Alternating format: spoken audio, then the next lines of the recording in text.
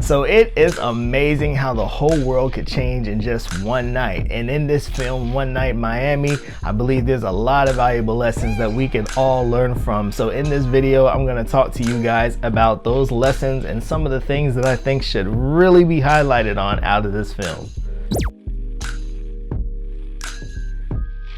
What's up, fam? Thanks for tuning in once again, or for the very first time. I'm Jasper the Filmy, bringing another critical movie review to you guys. And this time we're going to talk about One Night in Miami, directed by the one and only iconic Academy Award-winning Regina King. Now, I'm going to tell you something. This is the elephant I'm going to get out the room right now. I know it is not Monday. Yes, this is a late video, and don't hang me and burn me for it. I apologize. It's just this movie had a lot to unpack, and I just did not want to just come into this video rushing the message. I just couldn't, because there's something really powerful we see. It's good, right, when we can see the boys come together and laugh, talk, enjoy each other's company and bond. It's cool and cheerful, right? But there's nothing like seeing men come together.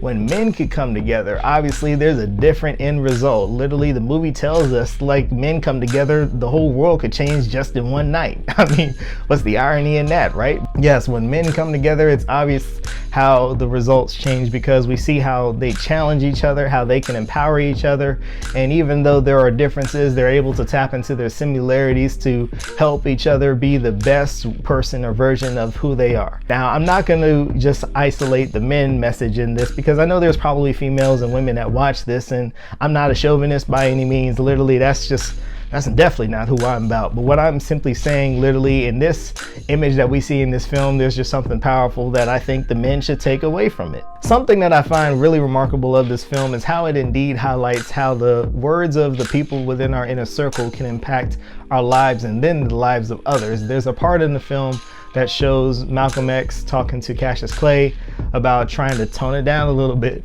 you know, for his big fight. And honestly, unknowingly, Cassius Clay talks honestly to Malcolm and actually tells Malcolm about himself. He tells him honestly the story of, you know, why he does what he does, but we end up hearing honestly the story's resolution and purpose, telling the purpose of Malcolm X's life and what history came to tell us about what Malcolm X was and what he became.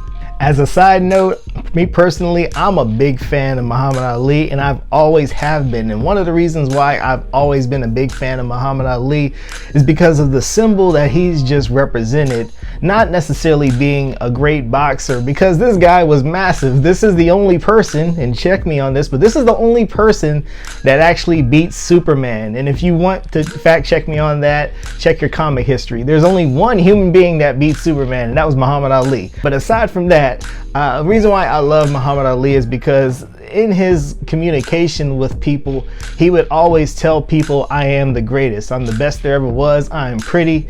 And I just kind of have always taken admiration towards that, because we see it even in the film. Literally, he's saying it and to his friends, even in the moment where he's nervous. I'm the best, I'm the greatest there ever will be. I'm just saying, no, I'm good. I'm just a little nervous. Which leads me to this point where we just kind of need to think about, who are we calling ourselves? What do we believe about ourselves? When we are talking to people, how are we identifying ourselves to people? Because honestly, the way we identify ourselves is ultimately going to be the person that people are going to see us to be. But most importantly, the way we identify ourselves is the person that we're going to see within ourselves to be. A message that I also think we should pay close attention to is just the symbolism of encircling ourselves around individuals that are quite honestly our equals and on our level. Now, some people could possibly take this in the wrong way, and honestly in a judgmental, condescending, and classism way. And I'm not talking about that. I'm not telling you that you're better than anybody else, and nobody, in my opinion, should ever carry themselves like that, because we're all human beings and we all, at the end of the day, don't have a heaven or hell to put anybody in. But what I'm simply saying is, when we looked at Muhammad Ali talking to Sam Cooke, he mentioned something about how being able to, you know, stick together is really powerful for the group that they all were associated with. Muslim, huh? Change my friendship with you and Jim. You don't know that? The hell I don't. We have to be there for each other. Why? Because Can't nobody else understand what it's like being one of us, except us. One of us. You know. Young, black, righteous, famous, unapologetic. This conversation between Cassius Clay and Sam Cooke was really powerful because it does bring back that purpose of why it's important to be around people that could relate to you. Because in this moment, Sam Cooke is being enlightened by his friend about maybe something that he wasn't even aware about himself and aware about the big picture. Sam Cooke was hearing directly from Cassius about, having that ability to be, a free man, someone that can live by the decisions of their own destiny and not have to be guided or even be in a way stuck to the stereotype or even the image or box that people in society could put him in. And there's something really powerful about that, because as people sometimes we are always being affected by the thoughts of others. And in the historical context of this film, the event that we see is in a time period where a lot of African Americans was getting in a better place of enlightenment mentally, where they could say, hey, I'm going to be this man or I'm going to be this woman. I'm not going to have somebody tell me that this is who I am. I am this person, I am this man, I am this woman. And now it's a moment in time where I just need to have some liberation, some freedom, and some civil rights. But a few words of empowerment to add to that point, aside from civil rights, aside from the black, white, racial differences and everything attached to that, would be to just not let anybody put you in a box. Do not give anybody the power to identify you for what they want you to be. At the end of the day, you are a free man, you are a free woman, and you have the power to identify yourself as such in whatever light you see fit. And the only thing that you have that will contain and control you really in this whole world will be up there, and that is your mind. Your mindset is going to be the only thing that is going to contain and control you in the whole journey of life and in the whole understanding and reflection and display of your identity. In the end, we saw how all of these men just were not the same men after that one night.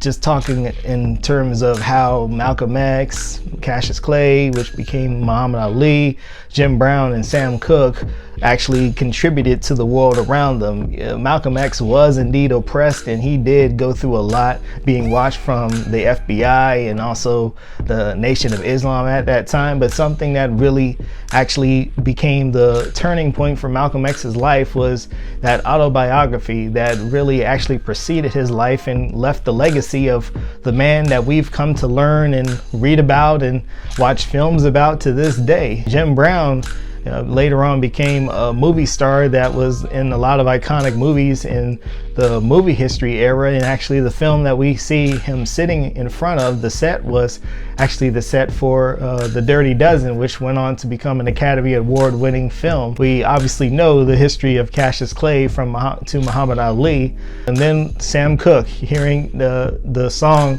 a change is going to come, ultimately became a big, in fact, still an influential song in the civil rights movements. Now, one thing that I find really amazing is how, even though these guys were four influential figures, Ken Powers really wanted to focus more on the human side of these four men. And I think Ken Powers did a really good job with that, because these guys were powerful in different facets, and they did in fact influence a lot of people for that time period. But even in those characteristics, we saw how even as they came together as these influential figures, as men and as friends, there was still something that held them back to come together and be honestly fully transparent with them.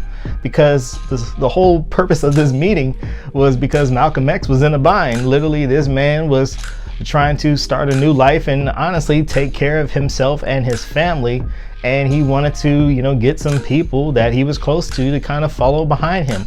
Question that I have for you, if you're watching this, is why do you believe that these men at the end of the day could not come together and be transparent with each other about their endeavors and their thoughts and exactly all of their vulnerabilities? We saw Malcolm X couldn't come out until the end when he broke down in front of Jim Brown.